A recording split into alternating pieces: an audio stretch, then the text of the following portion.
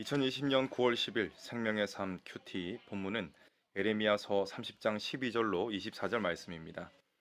그 가운데 큐티 설교문을 읽어드리겠습니다. 제목 하나님 아버지의 마음. 만일 누군가 나를 무시하고 없는 사람 취급을 한다고 생각해 보십시오. 내가 베푼 호의는 전부 쓰레기통에 버리고 엉뚱한 사람에게 가서 그 사람을 떠받들고 있다고 생각해 보십시오.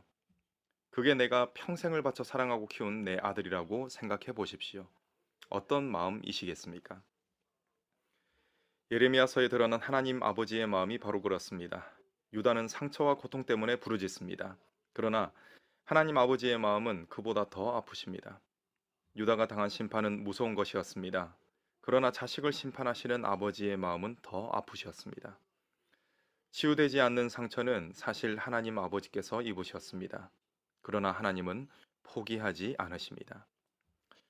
13, 14절 말씀을 보면 자연스럽게 생각나는 분이 있습니다. 누구십니까?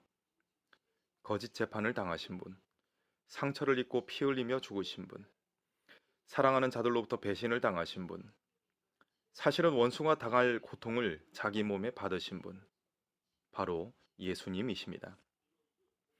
이스라엘은 심판을 당해 나라가 망해도 아프다고 부르짖기만 할 뿐 돌아오지 않았습니다. 그래서 하나님의 아들이 오셨습니다. 이제 예수 그리스도 안에서 원수들이 심판을 당합니다.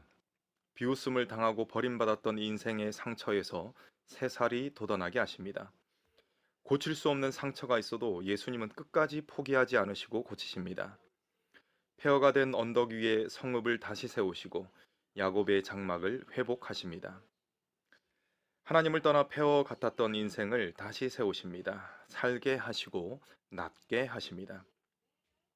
이것이 그리스도 안에서 우리에게 이루신 구원입니다. 그래서 예수님을 믿고 구원을 받은 성도의 입에서는 감사와 기쁨의 노래가 터져 나옵니다. 찬양을 막을 수 없다는 표현이 적절합니다. 해야 해서 하는 것이 아닙니다. 원수를 심판하시고 자유를 주시며 폐허 위에 다시 성전을 세우시는 하나님을 만났기 때문에 찬양하지 않을 수 없는 것입니다. 중요한 것은 누가 이 일을 행하시는가입니다. 예수님을 믿는 사람들은 모두 이 중요한 사실을 믿습니다. 하나님이 하십니다. 하나님이 구원하시고 하나님이 심판하십니다. 이전에는 내가 나를 구원하고 내가 다 심판하면서 살았다면 이제 하나님이 하신다는 사실을 믿습니다. 내가 주도해서 폐허가 된 인생을 이제는 하나님이 주도하셔서 다시 세우시는 것, 이것이 구원입니다. 세상의 다른 것들이 성도를 다스릴 수 없습니다. 하나님이 다스리십니다. 하나님께 가까이 나아갑니다. 부르셨기 때문에 나아갈 수 있습니다. 너희는 내 백성이 되고 나는 너희 하나님이 되겠다라는 약속을 이루십니다. 회복과 구원, 심판과 진노가 뒤섞여 있는 이 본문을 보면서 이해하기 어렵다고 느낄 수 있습니다. 그래서 하나님의 마음을 읽어야 합니다. 폭풍처럼 터지는 하나님의 진노가 결국 누구를 향하는지, 하나님이 왜 맹렬한 진노로 마음의 뜻한 바를 이루시는지. 하나님은 너희가 끝날에 그것을 깨달으리라 라고 말씀하십니다. 하나님 아버지의 마음은 오직 예수 그리스도 안에서만 깨달을 수 있습니다.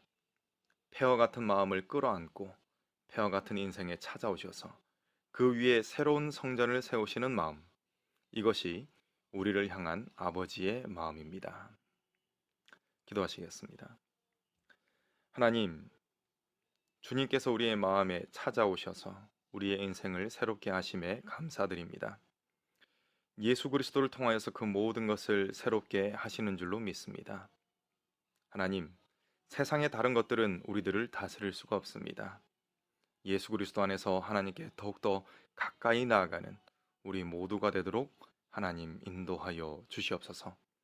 감사드리며 예수님의 이름으로 기도드립니다. 아멘.